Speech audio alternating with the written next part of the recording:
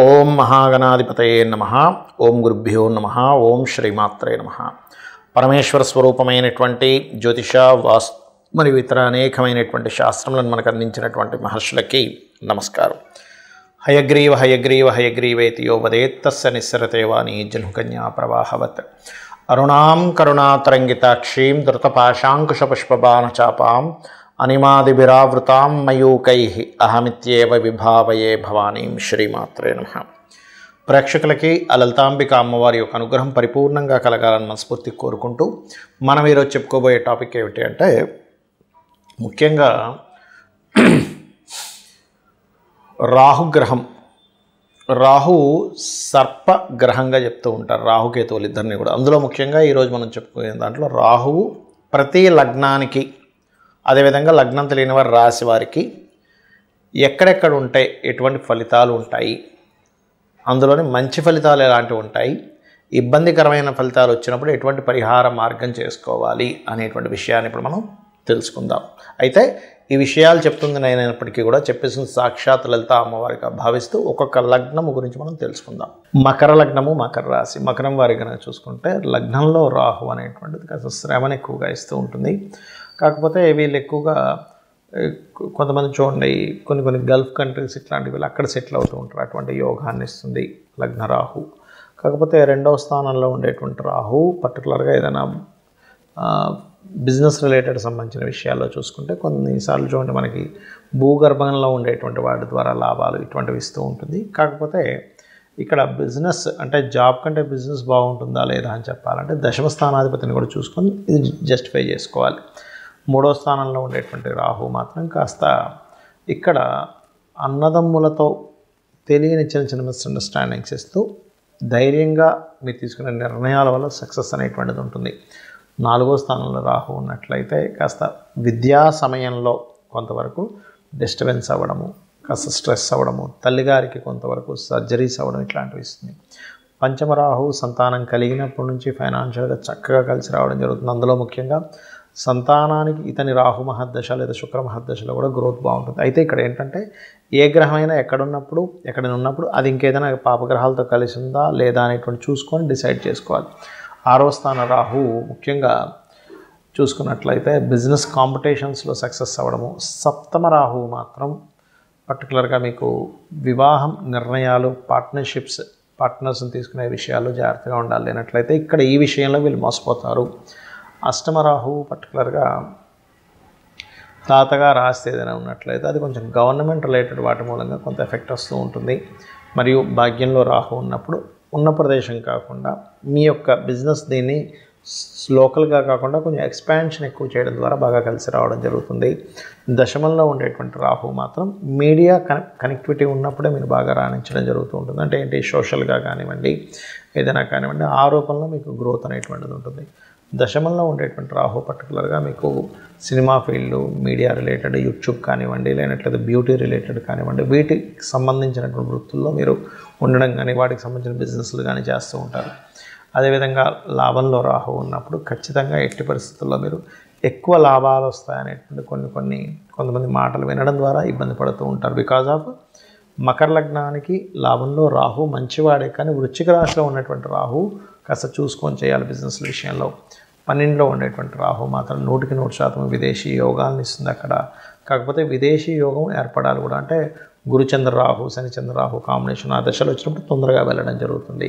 ఇక మీరు చేయవలసినటువంటి దేవత ఆరాధన ముఖ్యంగా లలిత అమ్మవారి యొక్క ఆరాధన చేయండి. మీ జన్మజాతకంలో రాహు కానీ కేతు కానీ పాపగ్రహ సంబంధం ఉన్నప్పుడు రాహుకేతువుల దగ్గర దీపారాధన, దుర్గా గణపతి ఆరాధన చేయండి అనే విధానం బాగుంటుంది. ఇక్కడ రాహువు కేతువు ఛాయాగ్రహాలుగా చెప్పబడింది శాస్త్రంలో.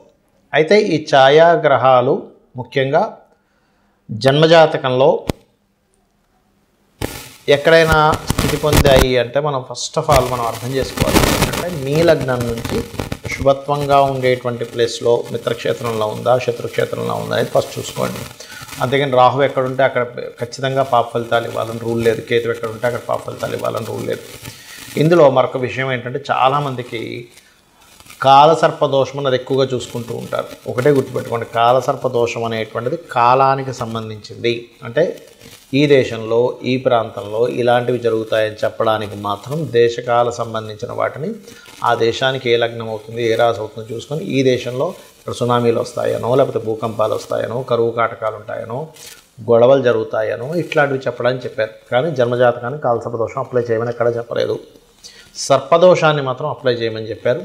అది పర్టికులర్గా మీకు మేష, వృశ్చిక, అదేవిధంగా కర్కాటక, సింహ ఈ రాసుల్లో ఉన్నప్పుడు ఎక్కువగా సర్పదోషం ఎక్కువగా పనిచేస్తూ ఉంటుంది. అది ముఖ్యంగా గుర్తుపెట్టుకోండి.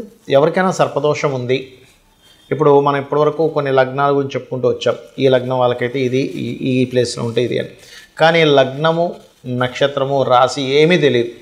అప్పుడు ఏం చేయాలి అంటే సింపుల్గా మీకు సర్పదోషం ఉంది లేదు అనేటువంటిది సిమ్టమ్స్ ఏమిటి అంటే, ఒకటి విపరీతమైన కోపం వస్తూ ఉంటుంది. చిన్న చిన్న విషయాలకు కోపం రావడం జరుగుతూ ఉంటుంది.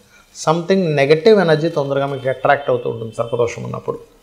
అదేవిధంగా స్త్రీలకైతే మిస్క్యారేజ్ అవ్వడము, విదేశాలకి వెళ్ళాలి అనేటువంటి ఒక సంకల్పం తీసుకొని అక్కడికి వెళ్ళిన తర్వాత అక్కడ ఇబ్బంది పడ్డము, లేనట్లయితే ఇక్కడి నుంచి వెళ్ళేటువంటి ప్రయత్నం చాలా మట్టుకు మీరు ఎన్నిసార్లు ప్రయత్నం చేస్తున్నా ఫెయిల్ అవుతూ ఉండడము. అదేవిధంగా అదే సర్పదోషం కనుక కొన్ని అంటే మీకు మనకి ఇప్పుడు జాతక చక్రం లేదని మాట్లాడుకుంటున్నాం కాబట్టి సప్తమ స్థానం మీద పడితే కనుక ఒక్కొక్కసారి వారికి వివాహ జీవితంలోనే ఇబ్బందులు కలగడం లాంటివి జరుగుతూ ఉంటాయి. కాబట్టి మీరు దీనికి ఏం చేయాలంటే చాలా సింపుల్గా ఎవరికైనా సరే జాతకం తెలిసినా తెలియకపోయినా సర్పదోషం ఉందంటే దాని నివారణ మార్గం ఒకటి కాళహస్తికి వెళ్ళడం. ఆ ఈశ్వరానుగ్రహం రాహుకేతువులు పూజితపడం, ముఖ్యంగా అక్కడ ఈశ్వరానుగ్రహం కలగడం వల్ల కాళహస్తికి వెళ్ళిన వాళ్ళకి శుభం కలుగుతుంది, గుర్తుపెట్టుకోండి. రెండవది నవగ్రహాలలో ఛాయాగ్రహాలైనటువంటి రాహుకేతు గ్రహాల దగ్గర దీపారాధన చేయడము. మీకు దగ్గరలో రావి చెట్టు ఉన్నట్లయితే రావి చెట్టు కిందని మనకి సర్ప ప్రతిష్ఠ చేసి ఉంటాయి కొన్ని, అక్కడికి వెళ్ళి చక్కగా ఒక చెంబు నీళ్ళల్లో పసుపు, కుంకుమ, గంధం వేసి కలిపి వాటి చుట్టూ ప్రదక్షిణాలు 3 కావచ్చు, లేనట్లయితే 11 కావచ్చు, 21 కావచ్చు, 41 కావచ్చు ప్రదక్షిణాలు చేసి వాటి మీద ఆ సర్పముల మీద వేయడము. అదేవిధంగా సర్ప సూక్త పారాయణము వినడం కానీ చేయడం కానీ చేయాలి. మరియు దీంతోపాటు ముఖ్యంగా మీరు చేయవలసినటువంటిది రాహువుకి అధిష్టాన దేవత అయినటువంటి దుర్గాదేవి యొక్క ఆరాధన, కేతువుకి అధిష్టాన దేవత అయినటువంటి గణపతి యొక్క ఆరాధన చేయాలి. అయితే ఇక్కడ ఎవరికైనా పర్టికులర్గా ఈ రాహుకేతువుల యొక్క ప్రభావం మరింత ఎక్కువగా ఉందండి, ఏం చేయాలి అని అనుకుంటే కనుక సింపుల్గా ఏం లేదు, మీరు కనీసం 6 నెలలకు ఒక్కసారైనా సరే కాళహస్తికి వెళ్ళి వస్తూ ఉండండి. ఈశ్వరానుగ్రహం ద్వారా కూడా దాని ప్రభావం పూర్తిగా తగ్గుతుంది. మరొకటి ఏంటంటే ఈ రాహుకేతువులు గోచారంలో సంచరించేటప్పుడు కూడా మీ లగ్నం నుంచి ఎన్నో స్థానంలో సంచరిస్తున్నాడో చూసుకోవాలి. అందులో ప్రధానంగా ధనస్థానంలోకి వచ్చినప్పుడు కొంచెం ఫైనాన్స్ విషయంలో జాగ్రత్తగా ఉండడము, 3వ స్థానంలోకి వచ్చినప్పుడు అగ్రిమెంట్స్ విషయంలో జాగ్రత్తగా ఉండడము, 4వ స్థానంలోకి వచ్చినప్పుడు పర్టికులర్గా మీరు ఏదైతే ప్రాపర్టీస్ కొనుగోలు చేసేటువంటి విషయాల్లోని ఇట్లాగా ఒక్కొక్క స్థానాన్ని బట్టి ఆ పర్టికులర్ ఇయర్లో, ఎందుకంటే 1.5 ఇయర్ ఉంటాడు కాబట్టి ఆ పర్టికులర్ ఇయర్లో గోచారంలో వచ్చేటువంటి రాహుకేతువుల యొక్క ప్రభావాన్ని చూసుకోవాలి.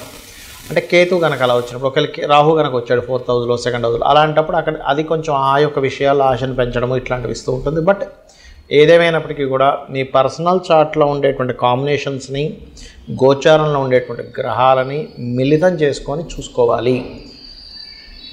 ఇక ఈ యొక్క రెమెడీ చేసుకుంటూ గోశాలకు వెళ్ళి ఏదైనా చేయాలి అనుకుంటే గోవులకి బెల్లంతో కూడినటువంటి 4 ఉండల్లా తయారు చేసి గోవుకు తినిపించండి, మరియు గ్రాసము తినిపించండి. రాహుకేతువుల దోషం అనేటువంటి పూర్తిగా తగ్గుతుంది.